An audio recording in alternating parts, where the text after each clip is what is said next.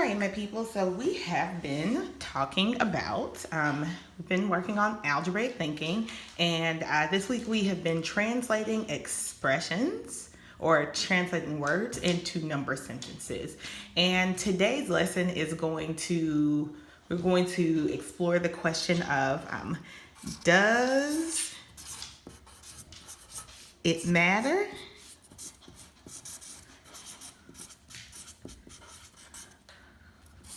where the numbers go?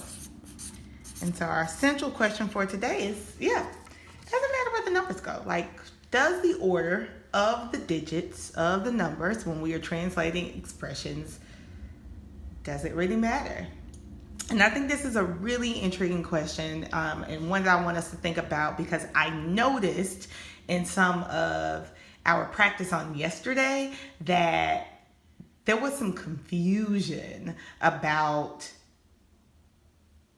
what we should be doing with the numbers, thinking about how they function and how they're related and connected to one another. So our question for today is, does it matter where the numbers go? And our goal is, or the purpose of us doing this, is to be able to translate words to expressions. So to take a group of words that give us instructions in terms of how we are going to connect and change numbers in relationship to one another, and change it into a number sentence or an expression that communicates that message numerically. So we're going to take it from words to numbers.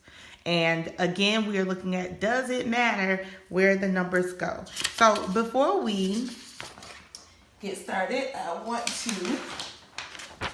us to look at this. These were the types of questions that I saw us having problems with. Like if we had 2 divided by the difference of 5 and 1 versus the difference of 5 and 1 divided by 2, we were kind of having some problems there. There was some confusion, and it made me think that maybe we do need to answer this question. So we'll come back to this, but I want you guys to be thinking about this. What happens, if anything? What changes, if anything, when we are looking at 2 divided by the difference of 5 and 1 versus the difference of 5 and 1 divided by 2? Understanding that these words give us instructions, right? And that they are a way of communicating with us how we are to communicate this in numbers. So before we move deeper into this, I want to look at some very simple problem types, the ones that you guys really weren't having many problems with, right? So, we have been talking about what the word difference means: sum, increase, deposit, withdraw, product, divided by, increased by, per, ratio. These keywords that you guys have been learning since you were in kindergarten, that we've been studying throughout the year when we're doing problem solving, how we can bring that knowledge to this. And so when we have problems when we have this type of problem, we're going to look at this and interpret it. And then we're going to figure out how to write it in a number sentence. And you guys have been doing pretty good with that so far, but we just want to review so you guys can kind of see and hear the thinking. So I have the difference of 10 and 3. So the difference of 10 and 3. So I'm looking at this. I know that the word difference is a code word for subtraction. And I am needing the difference of 10 and 3. And I remember, whenever I see this word and, that means I'm grouping 2 numbers together. So I would like to group or put these 2 numbers in the same group.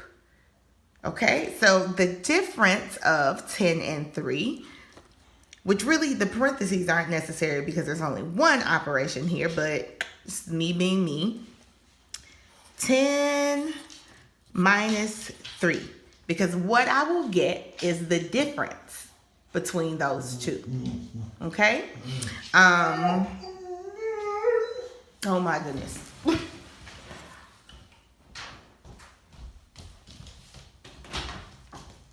Come out. All right, that was my dog. So then we have the sum of 3 and 11. So that's the next one. So I want you guys to pause and take a minute and do this one. The sum of 3 and 11. And then I want you to press play when you get done to check your work. Okay. So the sum of 3 and 11. So I know that sum is an answer to an addition problem. So I know I'm going to mark that operation with the symbol of 3 and 11. So I've only got one operation that's happening here, and it is 3 plus 11. So that's my expression. Notice I am not writing an equal sign. I am not solving it. I am simply finding or writing an expression, okay? All right, give this one a try. The product of 5 and 9. Pause now and try it on your own.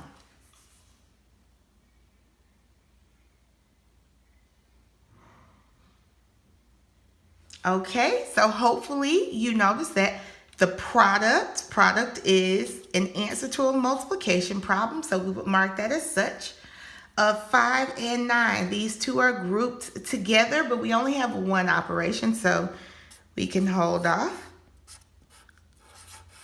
the parentheses. So the product of 5 and 9. In other words, 5 times 9. Now here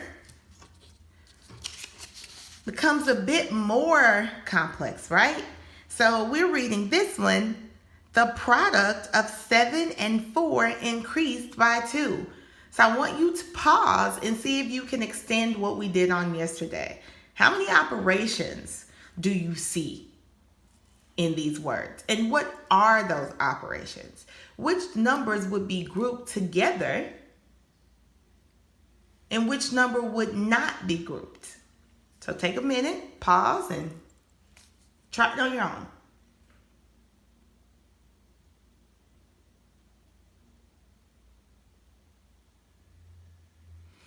Okay, so the product, I know product is a multiplication, an answer to a multiplication problem of 7 and 4. I've got this word and, so I know I'm grouping these two. They're buddies. They want to sit in the same group during class. I'm going to put them in the same group. Increased by 10. I know that when I increase something, that means that I am adding it. I'm increasing my money by $10 more. Okay? So now that I have that, I can begin working on my expression. So I know for sure that 7 and 4 are going to be grouped together. And I know that I need to find the product, so I'll be multiplying these two. And then I'd like to increase that product by 10. Now, in some cases, students might think to do this.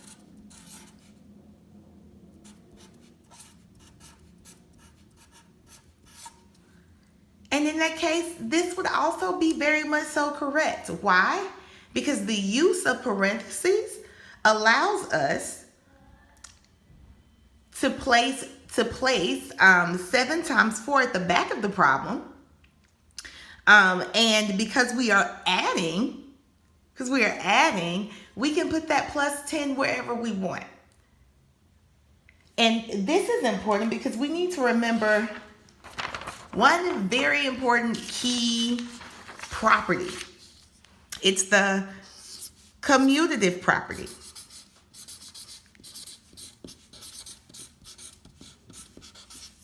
So the commutative property says that we can, for some mathematical operations, reverse numbers, put them in this order, that order, and it does not change the answer.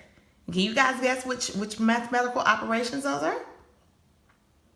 It's going to be addition,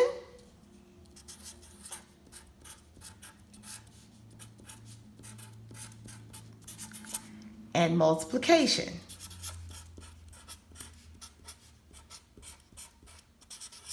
So this is important because, again, it does not matter what order you put these in. the answer is still going to be the same.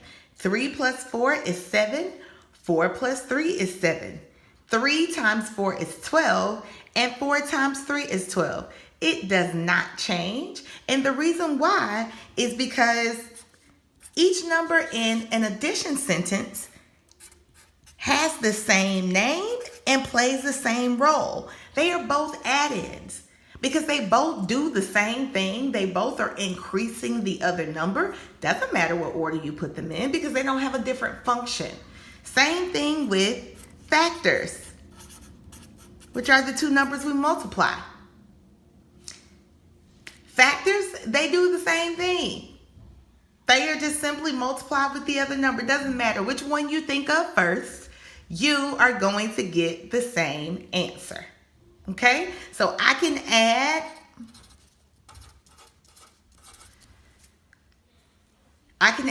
3 to 4 and get the same answer. I can add 4 to 3 and get the same answer. I can make 4 groups of 3 and get the same answer. I can make 3 groups of 4 and get the same answer. Now, is this true for all operations? No. And that's why we're having this conversation today. And I want to demonstrate that because I think it's important that we really think about it and we go back to what we've known for so very long about the difference between addition and subtraction, definitely, but then also multiplication and division. The commutative property does not apply. You cannot move the numbers around in a subtraction problem or an addition problem and get the same, or a division problem and get the same answer. So 12 minus 4 does not equal 4 minus 12. And I'll demonstrate. So if I've got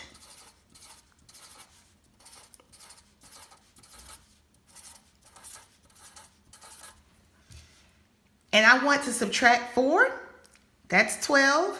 And I'm subtracting 4. 1, 2, 3, 4. The answer in that case would be 8. But on this side, if I'm starting out with 4 minus 12,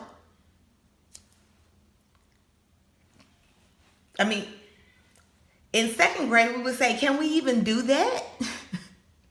And we would say no. In third grade, we say that. Around fourth grade, you guys might start understanding more about negative numbers. And I know there's definitely a group of you guys who understand what negative numbers are. But the point is, the position of these numbers, they definitely determine what the answer is. In this case, if I was subtracting 12 from 4, I would start off with those 4, and then I would have to keep going. 5, 6, 7, 8, 9, 10, 11, 12. And what I would end up with, all of these little slashes I made that have nothing there, that's money that's owed to me. Because I didn't have enough to start out with. I'm in the red. I've taken away more than I have. So like this answer would be 8. This answer, positive 8. This answer would be negative 8. Why? Because in this sentence, 12, or in this expression, 12 is my start. 12 is the number I started with, also known as a minuend. In this sentence, 4 is my change, also known as a subtrahend. Notice, a minuend and a subtrahend, 2 different words, 2 different names, 2 different roles. They work differently. The subtrahend is what you take away. It's the second number. The minuend is what you start with. It's the number that is being taken away from. We are reducing that number. In this sentence, because the 4 is first, the 4 is the start, also known as the minuend. And the 12 is the change, also known as the subtrahend. So in the way that I could put my digits in any order with addition and get the same answer, that is not true here for subtraction. And the same thing is true for division. So if I wanted to divide 12 by 4, that would not be equivalent to 4 divided by 12. So if I had 12 and I wanted to share that with 4 friends,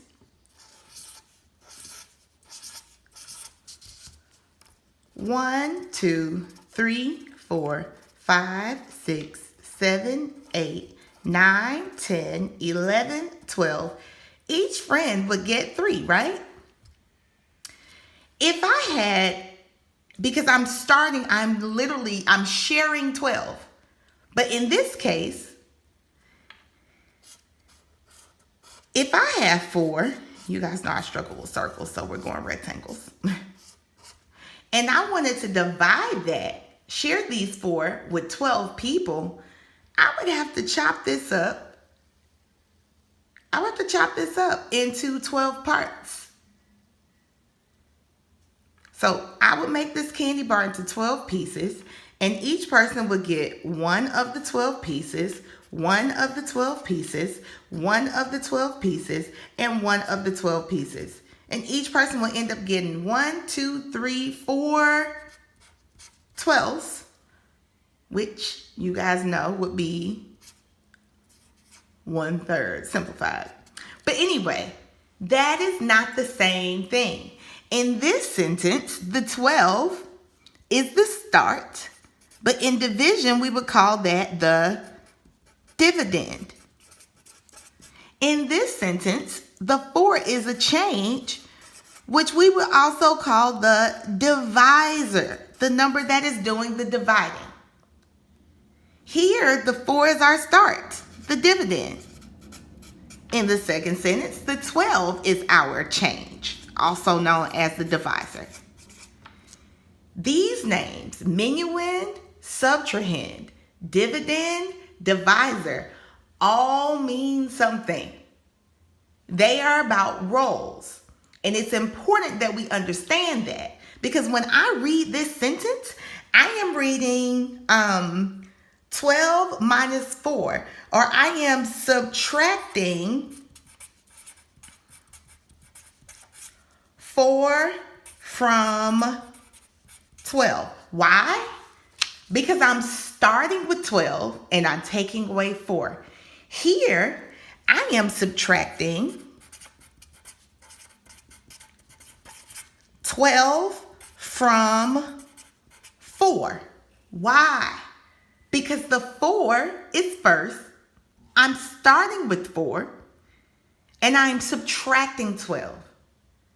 This is really important because this gives you clues as to where these digits will go when you're writing these expressions. Okay? Here, this is 12 divided by 4. I am dividing 12 by 4.